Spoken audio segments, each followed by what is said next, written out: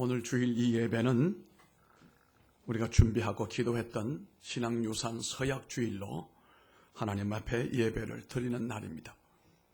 저와 여러분 그리고 모든 성도들에게 오늘은 굉장히 중요한 역사의 갈림길에 서 있는 순간입니다. 왜냐하면 우리의 결단의 여지에 의해서 우리와 우리 후손들이 하나님을 계속 섬기게 될 것인지, 그러한 결심이 없다고 한다면 그 믿음은 우리 대에서 아마 끝이 나버리고 말 것인지, 아니면 우리 자녀들이 힘없는 신앙으로 그렇게 살아갈 것인지 우리가 판단할 수가 있기 때문에 그렇습니다. 오늘 우리가 읽었던 말씀 가운데 6장 4절 말씀을 보면은 이스라엘아 들으라 이렇게 말씀합니다. 이스라엘이 누굽니까? 모세를 따라서 지금 광야를 통과하고 이제 요단을 건너면 가나안으로 들어가기 직전에 그 사람 모두를 향하여 이스라엘이라 이렇게 호칭을 합니다. 그러니까 하나님의 택한 백성을 얘기하는 거잖아요. 그들에게 뭐라고 말합니까? 따라합시다. 들으라. 들으라. 이 들으라고 하는 말이 쉐마라고 하는 말의 원형이 되는 것입니다. 요즘 우리가 쉐마 신앙이라는 말을 많이 합니다만은 이 쉐마라고 하는 말은 하나님의 말씀을 계속 들으라, 들으라. 어떤 말씀을 들어야 되는가? 여기 보니까 쭉 나옵니다. 하나님의 규례와 하나님의 모든 말씀이다. 이걸 계속 들으라. 그럼 누구에게 들어야 됩니까? 이 쉐마는 누구에게 들어야 됩니까? 이 말씀의 내용을 보면은 지도자들뿐만 아니라 가정의 부모들이 자녀들에게 계속 얘기를 해야 되고 자녀들은 그 말을 들어야 된다 이거예요. 그러니까 우리 자녀들의 신앙의 교육은 누구로부터 시작이 됩니까? 부모님으로부터 시작이 되어야 된다는 얘기예요. 물론 교회와 목사님도 책임이 있고 우리 모두에게도 그런 책임이 있고 장로님들에게도 있습니다만은, 그러나 가장 직접적인 책임은 부모 자신들에게 있다는 겁니다. 부모가 자식을 배 아프게 고통당하여 키우고 양육한 것 이상으로 신앙생활을 잘 심어줘서, 오늘 이 결론의 내용이 왜 신앙유산을 심어야 되느냐? 그들이 복되기 위해서 그러하시고 하나님이 영광 받으시기 위해서 그러하다 분명히 말씀하고 있습니다. 이 쇠마 신앙이라고 하는 것은 들으라라고 말씀하잖아요. 이 들으라고 하는 데는 군소리가 필요하지 않습니다. 하나님의 명령이에요. 아주 단호한 명령이라는 말입니다. 그래서 이것을 가리켜 우리는 하나님의 절대 신앙이라고 말하는 겁니다. 우리가 의논하고 우리가 타협해서 어떤 신앙생활을 하는 것이 아니고 이렇게 하라 이거예요. 이렇게 하라 이거예요. 그럼 우리는 그 말씀을 아멘으로 하고 거기에 토를 달거나 우리의 생각을 가미하지 아니하고 하나님이 들으라고 하시는 그 말씀 그대로 믿고 그대로 행동으로 옮겨라. 여러분, 이것이 신앙인 것입니다. 이것이 작동이 안 되는 신앙은 병든 신앙이거나 죽어있는 신앙이거나 아마도 힘이 없는, 능력이 없는, 추진력이 없는 신앙이라고 말할 수가 있습니다. 우리가 하나님 앞에 계속 들으면서 이 믿음의 유산이 이어지기를 원한다고 한다면 우리가 이것보다 더 큰 후손들에게 유업으로 주는 자산이 또 뭐가 있겠느냐 이거예요. 우리가 아파트도 땅도 넘길 것이 물려줄 것이 없지만 이 절대 신앙만 물려줘도 그 어떤 유산보다도 중요한 유산을 자녀들에게 유산으로 넘겨주는 것이라고 오늘 이 말씀은 우리에게 말씀하고 있습니다. 오늘 이 시간에 우리는 이제 이 말씀을 어떻게 순종하고 어떻게 행동으로 옮기며 자녀들에게 이것을 교훈으로 가르칠 것인가, 이 말씀을 생각해 보고자 합니다. 첫째는 우리 믿는 우리가 먼저 신앙 결단이 있어야 됩니다. 신앙적인 결단이 있어야 된다. 내가 오늘부터 예수 믿고 구원받고 하나님의 자녀로 살아가리라고 하는 것도 결단이지만 내가 믿는 이 신앙을 내 다음 세대에도 천대까지 이어지게 할 것이라고 하는 결단이 우리에게 있어야 한다는 말입니다. 스스로 믿음의 결단을 하지 아니하고 행동하는 것은 흉내내는 것에 불과하고 모방하는 것에 불과하고 그래서 다른 사람의 믿음을 흉내내는 것에 불과한 것입니다. 이것은 믿음의 행위가 아닌 것입니다. 내가 믿고 결단한 믿음으로 살아가는 그것이야말로 거기에 하나님의 능력이 있고 축복이 있지만 이것이 없다면 우리의 신앙 행동은 오래 갈 수가 없을 뿐만 아니라 우리 안에도 역동적인 하나님의 에너지와 파워가 일어나지가 않습니다. 그래서 어떤 일을 당했을 때에 추진할 수 있는, 뚫고 나아갈 수 있는, 해치고 승리할 수 있는 이런 에너지가 부족하다는 사실입니다. 그러므로 이 신앙은 오래가지 못합니다. 지지멸멸해지게 되어지다가 어쩌면 그 신앙은 다음 세대에 없어져 버리고 말아지게 될 겁니다. 훗날 우리 자녀들이 말하기를 우리 아버지, 우리 어머니, 우리 할머니, 할아버지 그때 아마 교회 좀 나가셨고 그때 나도 옛날에 어릴 때 교회 좀 나갔는데 그럼 지금은 어떻다는 것이냐? 지금은 믿음이 없어져 버렸다는 거예요. 이 얼마나 불행한 일이겠습니까? 이것보다는 우리가 레갑의 후손들처럼 세월이 오래 지났지만 우리가 이 세상에서 호의고시가고 살지는 못하지만 우리 조상이 우리들에게 물려준 이 신앙으로 살아가는 이것이 우리에겐 행복이고 기쁨이고 삶의 즐거움이다라고 그들이 말할 수 있다고 한다면 이보다 더 큰 유산이 뭐가 있겠는가 이 말씀입니다. 이것을 위해서도 우리 스스로는 하나님 앞에 신앙의 결단을 내리고 믿음의 결단을 내려야 되는 것입니다. 연초에 우리가 믿음을 시작을 하면서 약속의 말씀을 받고 안수기도 받으면서 스스로 여러분이 다짐한 바가 있을 겁니다. 어떤 분들은 내가 그래도 아무리 바빠도 주일 예배는 덜해야지. 어떤 이는 나 원래보다 새벽기도 좀 해야지. 나라가 힘들고 교회가 어려운데 나라도 깨어 기도해야지. 또 어떤 사람은 원래 내가 꼭 한두 사람은 전도할 거야. 또 내가 선교하는 일에 협력할 거야. 금식하는 일에도 그리고 11조에도 내가 최선을 다할 거야. 이런 결단이 있었기 때문에 지금 이 시간도 우리가 하나님 앞에 헌신하고 하나님을 섬길 수가 있는 것이지. 그것마저 없었다라고 한다면 아마 우리들 믿음은 방향을 잃어버리고 어디로 가는지 아마 이 자리에 머물 수도 없는 그런 처지가 되거나 우리의 신앙은 잡초처럼 무성한 밭처럼 엉켜져 버리는 엉망이 된 신앙이 되었을는지도 모릅니다. 그러므로 신앙 결단은 매해를 맞이할 때 새해에 다시 결단을 해야 되고 새 달을 맞이할 때도 이 한 달을 우리가 1년처럼 살아가는 하나님의 축복으로 살리라고 정말 하나님 앞에 굳게 다시 하나님 앞에 결단하고 한 주간을 살아갈 때에 오늘 예배를 드리고 오늘 장로님 기도하잖아요. 박차고 나간다고 그랬어요. 박차고 나가야죠. 한 주간 살 때 덤벙대고 함부로 대충 살지 말고 이게 무슨 연애하거나 오락이 아니다. 우리의 삶이라고 하는 신앙생활은 죽고 사는 것의 문제고 승패가 달려져 있는 문제이기 때문에 한 주간도 우리가 세상에 나가서 전투하는 마음을 가지고 선한 싸움을 싸우리라고 다짐을 해야 된다 이거예요. 우리 군인 갔다 온 남자들은 알 겁니다. 요즘은 모르지만 옛날에는 아침에 기상나팔 불면은 신발을 신어요. 구두 오카를 신는단 말입니다. 군인이 그래도 신권을 잡아서 딱 잡아맬 때는 다짐을 하는 거예요. 내가 이 나라를 지키는 사람일 뿐만 아니라 오늘 내가 군인의 임무를 다 감당하겠노라고. 그리고 혁대를 잡아매면 사람이 잡음이 없어지게 되는 거예요. 우리가 하루를 시작할 때도 그렇습니다. 왜 새벽 기도를 해야 되느냐? 여러분 하루는 우습게 여기지 마세요. 하루가 한 주간이고 한 주간이 한 달이고 한 달이 1년이 되고 1년이 인생이 되는 것이거든요.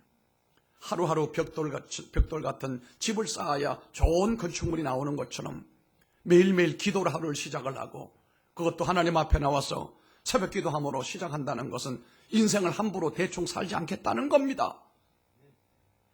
마약이나 술의 힘에 의해 살지 않겠다는 겁니다. 여행 심리로 살지 않겠다는 자기 결단이란 말이에요. 나 오늘 믿음으로 살리라. 하나님 나를 도우시고 영광을 거두시길 원합니다. 확실한 하나님 앞에 믿음을 붙들고 결단을 하고 그리고 강심장으로 세상을 살아가는 사람들이 우리 성도들이다 이 말입니다. 한순간순간 어떤 일을 할 때도 대충 하지 말고 하나님 앞에서 결심하는 마음으로 믿음으로 행하시기를 바랍니다. 신앙 결단이 없이는 우리에게 아무런 하나님의 역사가 일어나지 않습니다. 하나님의 역사는 모두가 신앙 결단을 소유한 사람들을 통해서 이루어졌던 것을 우리가 보게 되는 것입니다. 이 결단 신앙을 소유한 사람들이 기적을 맛보았고 하나님 앞에 아름답게 쓰임을 받았던 것을 우리가 알 수가 있습니다. 결단 신앙을 소유했던 사람들이 믿음의 영웅이 될 수가 있었던 겁니다. 여러분, 노아를 생각해 보기를 바랍니다. 산 꼭대기에 올라가 방주를 만들었는데 몇 년 동안 만들었습니까? 무려 몇 년을 만들었어요? 120년을 만들었습니다. 그때 동네 사람들은 어떻게 살았습니까? 매일 엔조이하며 즐기고 잔치하고 결혼하고 잔치하며 먹고 놀고 흥청대는 날이 120년이었어요.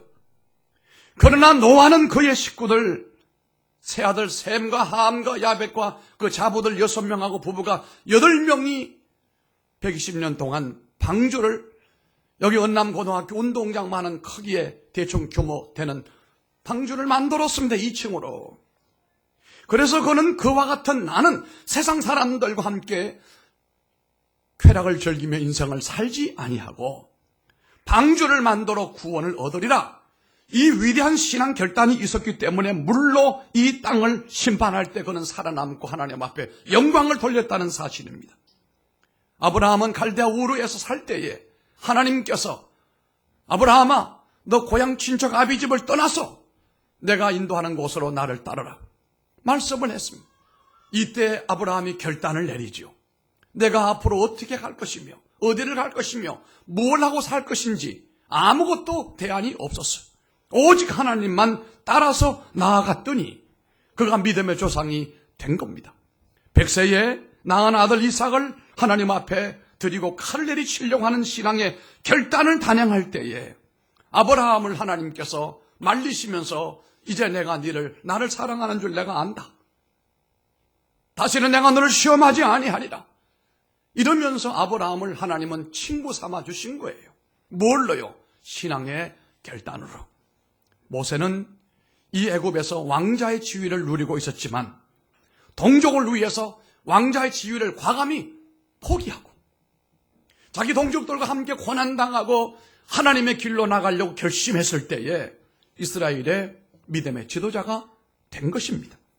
여러분, 욥을 생각해 보시기 바랍니다. 하루아침에 그 남자가 쌓았던 모든 이력이 한순간에 다 무너져 버렸습니다. 이렇게 될 때 사람들은 자살을 하거나 정신이 이상되거나 인생을 방탕허황되게 살아갈 수밖에 없을 정도로 큰 충격이었어요. 모든 재산이 그 부가 다 날아가 버리고 말았어요. 그렇게 귀엽고 사랑스럽던 자녀들이 전부 죽음을 당했습니다. 자기 몸은 병들어 온몸이 진물이 흘러나는 피부병으로서 간지러워 잠을 잘 수가 없었어요. 끝까지 자기와 함께 해주리라고 믿었던 부인마저도 떠나버리고 말았습니다. 욥이 안고 있는 것은 아무것도 없고 오직 고통만 괴로움만 잔뜩 안고 있었어요. 이때의 욥이 이름에도 불구하고 내가 하나님을 거역하지 아니하리라. 내가 하나님을 이 가운데서 내가 하나님을 신뢰하리라라고 하는 신앙의 결단을 내린 겁니다. 친구들이 와서 자꾸 이런 소리 저런 소리를 해도 이 욥은 흔들리지 않았습니다. 왜요? 결단 신앙을 가졌기 때문에. 하나님께서 마침내 그에게 모든 것을 회복시켜 주시는데 갑절로 회복시켜 주셨어요. 왜요? 결단 신앙 때문에 그렇습니다. 물질이 여러분 떠나갑니까? 건강을 잃어버립니까? 자녀들이 기대와 다릅니까? 그래도 낙심하지 마세요.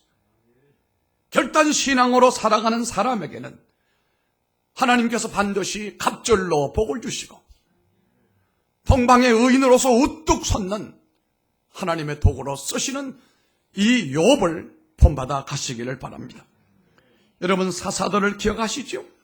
이 사사들은 신앙적 결단을 통하여 전쟁에서 이기기도 하며 심판을 하기도 하고 약속을 받아내고 어떤 이 사사는 사자의 입을 막기도 하고 불의 세력을 멸하기도 했습니다.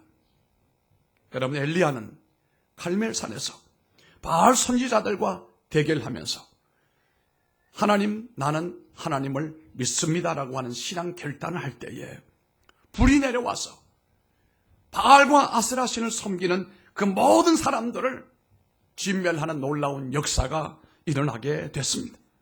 그런 신앙의 결단으로 하늘에서 불과 피를 끌어내리는 사람이 됐다는 사실이. 어떤 이름 없는 무명의 성도들은 순교라고 하는 신앙 결단을 행하는 일이 있었습니다.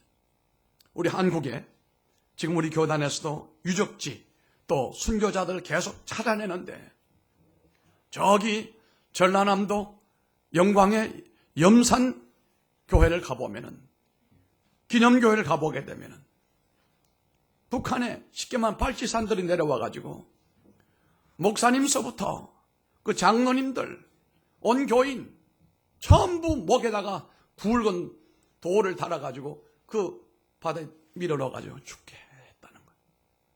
그 간증하는 사람 얘기를 들어보니까 그 단임하는 목사님이 동기예요.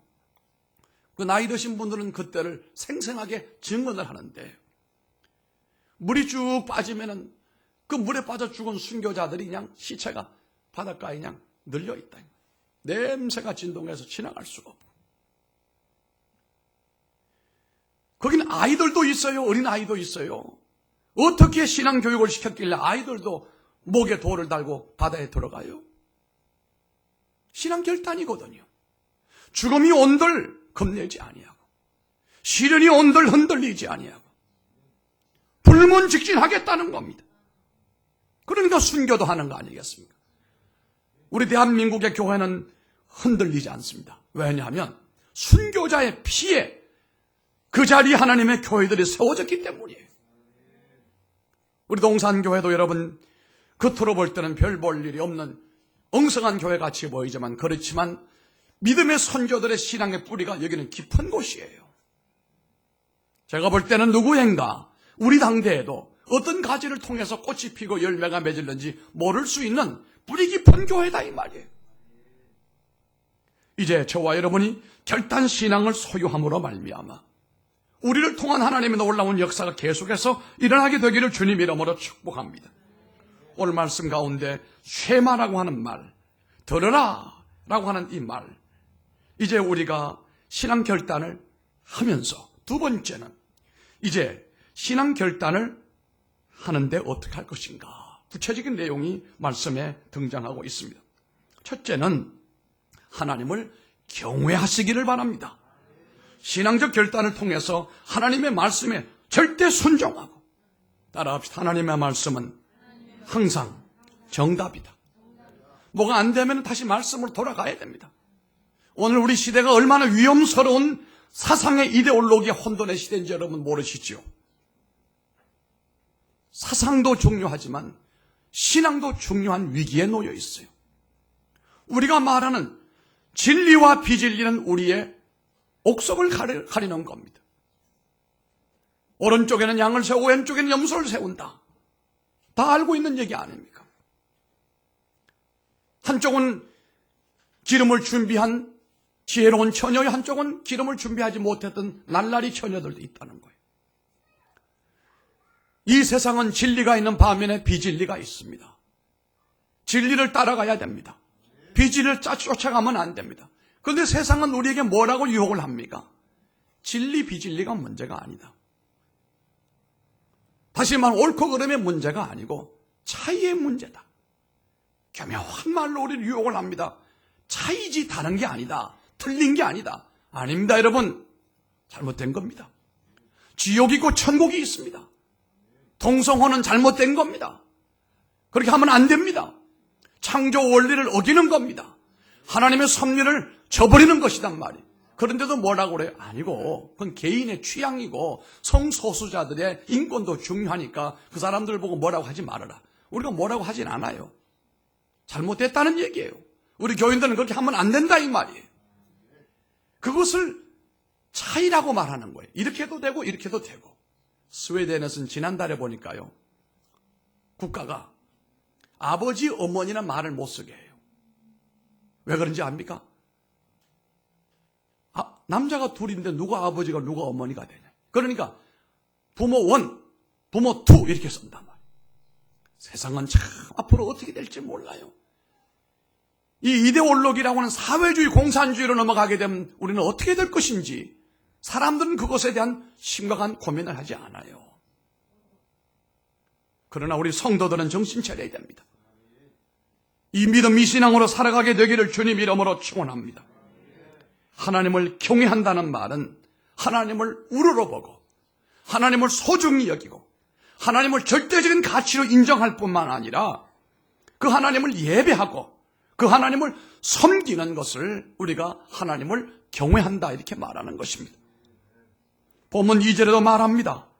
2절에 한번 다 같이 읽어보십시다. 2절입니다. 읽어봅니다. 곧 너와 내 아들 내 손자들 평생에 내 하나님 여호와를 경외하며 내가 너희에게 명한 그 모든 규례와 명령을 지키게 하기 위한 것이며 또 내 나를 장구하게 하기 위한 것이라. 아멘. 이 말씀의 요지는 세 가지입니다. 하나님이 쇠마를 주신 것은 첫째가 너희와 너희 자녀들이 하나님을 먼저 경외해야 되고, 두 번째는 경외한 신앙으로 그분의 모든 규례와 명령을 지켜야 되고, 세 번째는 마지막으로 축복을 받아라 이거예요. 복을 받아라 이 말이에요. 사랑하는 성도 여러분, 하나님을 경외하는 것이 어떤 의미인지 아시는 내용입니다.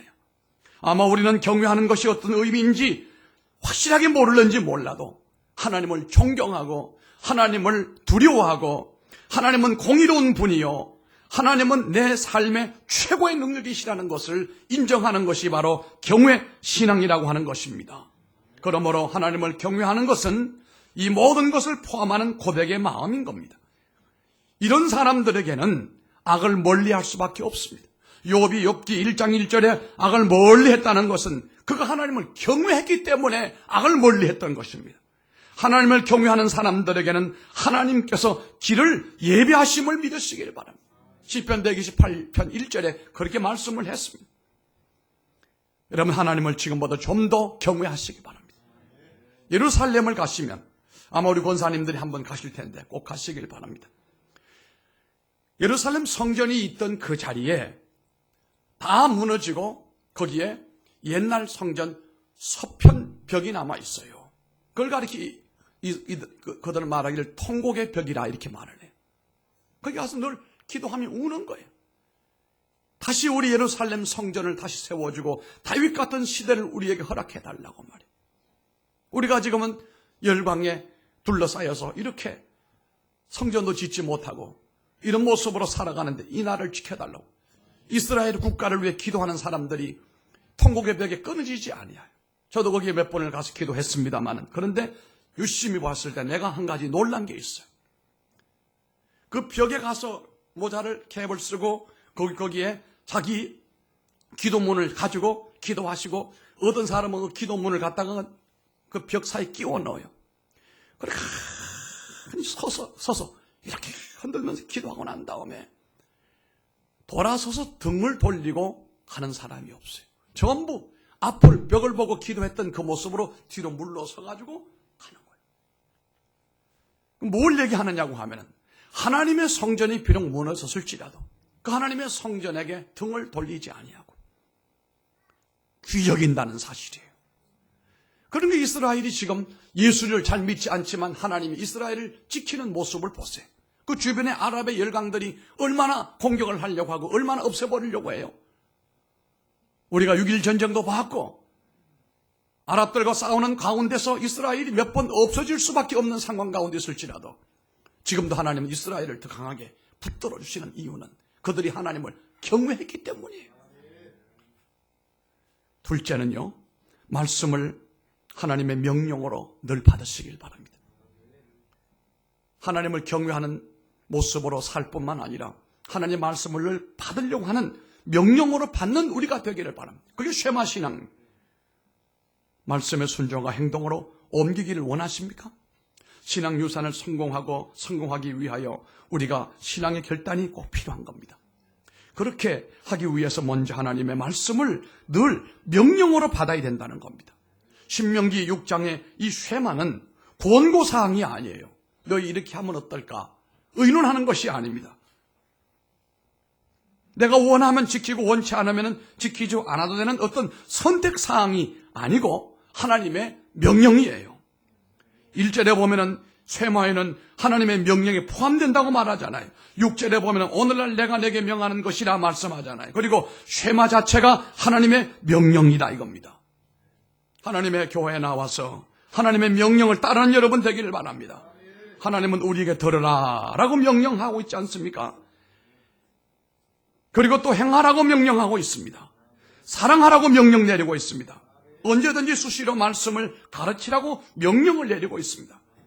말씀을 기록해서 기호로 삼고 표로 삼으라고 또 명령을 합니다. 신앙을 지키고 다음 세대의 유산으로 물려주라고 주님이 분명히 명령하시는 모습을 보게 됩니다. 마지막 결론은 행동으로 옮기시게 됩니다. 하나님을 경외하고 하나님의 명령을 들으며 그리고 행동으로 옮기는 삶이 간단합니다. 여러분 신앙생활이. 하나님을 먼저 경외하는 경외 신앙을 가지고 하나님으로부터 늘 말씀을 명령으로 받는 거예요. 아멘, 아멘 받는 거예요. 그리고 말씀을 가지고 행동을 나가서 펼치는 거예요. 어떤 사람은 대학원 나와 박사학위까지 가지고 있으면서도 이 사회에 아무것도 써먹지 못하는 그런 사람이 있는가 하면 어떤 사람은 중학교밖에 나오지 않았지만 그 사람보다 훨씬 더 크게 활동하고 사는 사람들이 있더라는 거예요. 뭡니까? 행동력이 있느냐 없느냐 이겁니다. 결단의 신앙은 그 열매가 행동으로 이어지게 되는 것입니다. 오늘 본문의 1절에 말씀하고 있습니다. 이는 곧 너희 하나님 여호와께서 너에게 가르치시라고 명령하신 명령과 규례와 법도라 너희가 건너가서 차지할 땅에서 행할 것이니 이렇게 말씀하고 있습니다. 3절에도 이스라엘아 듣고 삼가 그것을 행하라. 그리하면 내가 복을 받고 내 조상들의 하나님 여호와께서 내게 허락하심 같이 젖과 꿀이 흐르는 땅에서 할렐루야 따라합시다. 젖과 꿀이 흐르는 땅에서 내가 크게 번성하리라. 할렐루야. 행동으로 옮기는 사람들에게는 하나님이 이런 축복을 주시겠다는 겁니다. 하나님은 왜 신앙 유산을 갖고 있으라고 하느냐? 왜 쇠마 신앙으로 살아가라고 하느냐? 이것을 위해서 결단하고 그리고 하나님 앞에 경외하는 마음을 가지고 그리고 하나님 말씀을 명령으로 받고 행동으로 옮기는 이유가 우리가 이 땅에서 복에 있는 사람으로 만들기 위함이라는 겁니다. 아마 나는 잘 압니다. 오늘 우리 가운데는 IQ가 엄청 높아가지고 자녀들에게 그냥 공부를 안 해도 그냥 공부를 잘할 수 있는 정도의 IQ 가진 분들이 혹 있는지 모르겠어요. 그러니까 우리가 이 유전학적으로 보게 되면 부모가 지능이 뛰어나지 않는데 자식이 뛰어날 리는 거의 없습니다. 만약에 있다고 하는 건 돌연변이에요. 개체를 용인하는 거죠. 그런데 성경은요, IQ가 그렇게 높지 않아도 하나님이 축복하시고 하나님이 들어쓰시니까 그 누구도 따라올 수 없는 경지에 이르게 되더라 이 말이에요. 우리가 가지고 있는 실력이나 우리가 가지고 있는 능력이나 우리 모든 재산이나 모든 힘을 뛰어넘는 하나님 주시는 복이 있다는 사실이에요. 그 복을 우리가 누릴 뿐만 아니라 후손들에게 그 복을 물려줄 수 있다면 아파트가 문제입니까? 땅이 문제입니까? 그 비교할 수가 없는 거예요. 이스라엘이 지금 보십시오. 열강 속에서 그들이 그냥 조그만 땅덩어리, 강원도만한 땅덩어리에 그 사이에 끼어 있지만 큰 소리 빵빵 치고 살아갑니다. 그들이 두려워하는 것이 아니고 애굽 나라가 이스라엘을 두려워하는 것은 하나님께서 그들을 이런 복을 주셨기 때문인데 우리 후손들이 세상에 살아나갈 때 얼마나 힘들겠어요.